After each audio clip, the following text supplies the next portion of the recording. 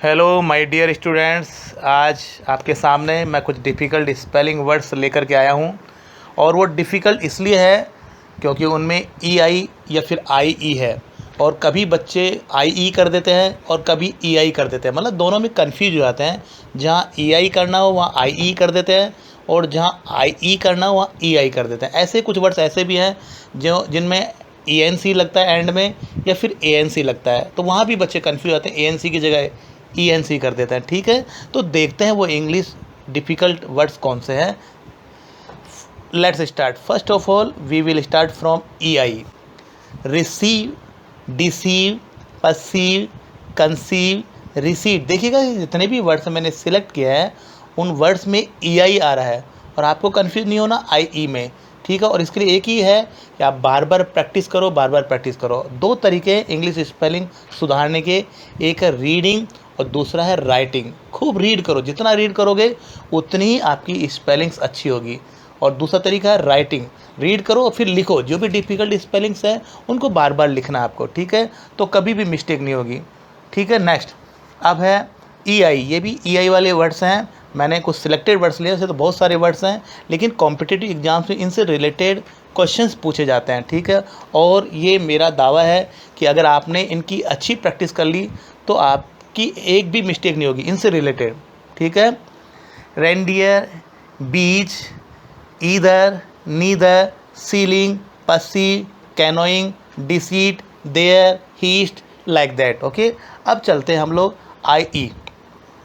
ये सारे वर्ड्स हैं जिनमें आई ई आता है। Believe, grieve, achieve. याद रखिएगा ई आई ई इनकी लॉन्ग साउंड होती है। ठीक है, जहाँ भी आई ई आता है या फिर ई आई आता है जनरली इनकी लॉन्गर साउंड होती है। Believe, grieve, achieve, retrieve, relieve, priest, efficient, yield, diesel, hygiene, medieval, brief, series. ठीक है, लॉन्ग साउंड, और ये सारे वर्ड्स में आई ई है। याद रखिएगा कि कुछ वर्ड्स में ई आई लगता है और कुछ में आई है, दोनों में कंफ्यूज नहीं होना आपको।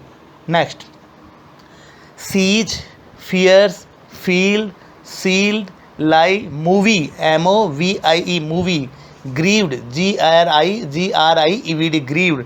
ठीक है, अब चलते हैं ऐसे वर्ड जिनमें ए एन सी लगता है लास्ट में, वर्ड के लास्ट में ए एन सी लगता है और वो नाउन बन जाते हैं।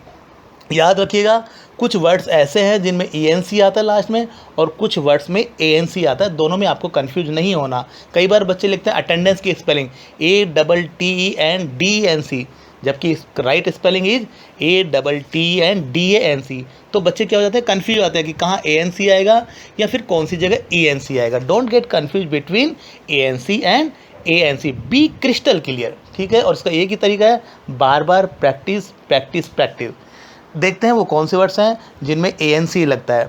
अब देखते हैं guidance, acceptance, ignorance, importance, resemblance, tolerance, alliance, endurance, elegance. ठीक है, इनकी आपको बार बार प्रैक्टिस करना है। सारे वर्ड्स में ए एन सी लग रहा है।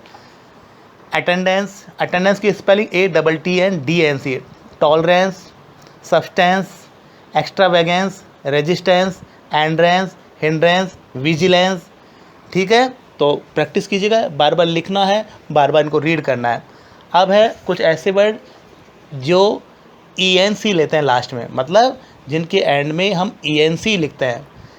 देखते हैं कौन से वर्ड्स हैं। कॉरेस्पॉन्डेंस, ठीक है, consequence, patience, sequence, dependence, reference. ये जितने भी वर्ड्स हैं इनके एंड में ई एन सी आ रहा है। Next one, influence, innocence, audience, confidence, sentence, affluence, sequence, patience.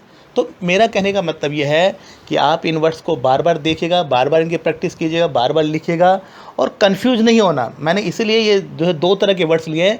कुछ ऐसे वर्ड जिनमें ई आई आता है, कुछ वर्ड्स आई लेते हैं, कुछ वर्ड्स ऐसे हैं जिनके एंड में ई एन सी आता है, और कुछ वर्ड्स ऐसे हैं ए एन सी लेते हैं अपने एंड में। ठीक है, और वो नाउन का फॉर्म करते हैं।